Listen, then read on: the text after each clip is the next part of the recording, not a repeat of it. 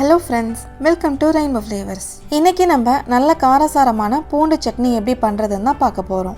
இது இட்லி, தோசை, சப்பாத்தி எல்லாத்துக்குமே ரொம்ப சூப்பரா இருக்கும். ஈவன் ஊத்தப்பத்துக்கு கூட ரொம்ப நல்லா இருக்கும். இப்போ வாங்க நம்ம அதை எப்படி பண்றதுன்னு பார்த்துடலாம்.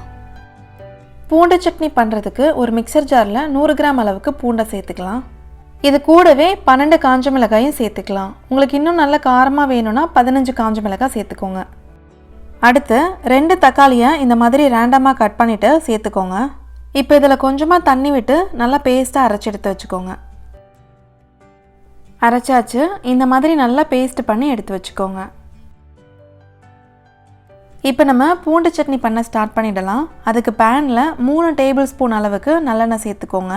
இந்த சட்னிக்கு எண்ணெய் கொஞ்சம் அதிகமாக தான் சேர்க்கணும், அப்போ தான் டேஸ்ட்டும் நல்லா வரும்.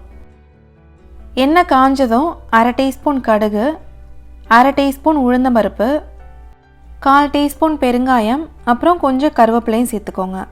சேர்த்துட்டு இதை ஒரு வாட்டி மிக்ஸ் பண்ணி விட்டுடலாம். கடுகுலாம் பொரிஞ்சதும் நம்ம அரைச்சி வச்சுருக்க பேஸ்ட்டையும் சேர்த்துக்கலாம். ஜாரில் தண்ணி சேர்த்து கலந்து விட்டுட்டு அதையும் சேர்த்துக்கோங்க. அடுத்து இது கூட 1 கப் தண்ணி சேர்த்துட்டு நல்லா மிக்ஸ் பண்ணி விட்டுருங்க. தண்ணி கொஞ்சம் அதிகமாக சேர்த்து கொதிக்க விட்டால் தான் பூண்டோட பச்சை வாசனை, மிளகாயோட பச்சை வாசனை எல்லாமே போகும். இப்போ சட்னிக்கு தேவையான அளவு உப்பை சேர்த்து விட்டுருங்க. சேர்த்துட்டு இதை லைட்டாக மிக்ஸ் பண்ணி விட்டுறலாம். இப்போ இதை மூடி வச்சு குக் பண்ணிக்கலாம். தண்ணி எல்லாமே நல்லா வற்றி வரட்டும். இப்போ இதை நம்ம ஓப்பன் பண்ணி பார்க்கலாம். தண்ணி எல்லாமே ஓரளவு நல்லா வற்றி இருக்கு.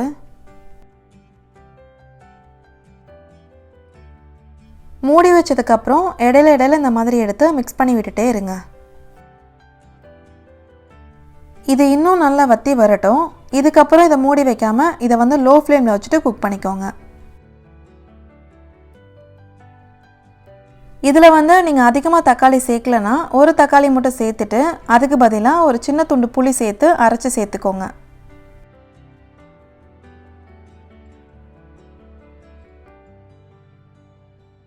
எண்ணெய்லாம் நல்லா மேலே பிரிஞ்சு வந்திருக்கு பாருங்கள். சட்னியும் ஓரளவு நல்லா ரெடி ஆகிடுச்சு. பூண்டு சட்னி எந்த அளவுக்கு நல்லா கொதிக்குதோ அந்தளவுக்கு நல்லா டேஸ்ட்டாக வரும். கடைசியாக இதில் இதோட டேஸ்ட்டை பேலன்ஸ் பண்ணுறதுக்காக 1/4 டீஸ்பூன் வெல்லம் சேர்த்துக்கலாம். இதை நல்லா மிக்ஸ் பண்ணி விட்டுட்டு ஸ்டவ் ஆஃப் பண்ணிவிடுங்க. இதில் நம்ம நல்லெண்ணெய் ஊற்றி பண்ணுறதுனால 4-5 நாள் ஆனாலுமே கெட்டு போகாது. இப்போ இதை ஒரு பவுலுக்கு மாற்றி வச்சிடலாம்.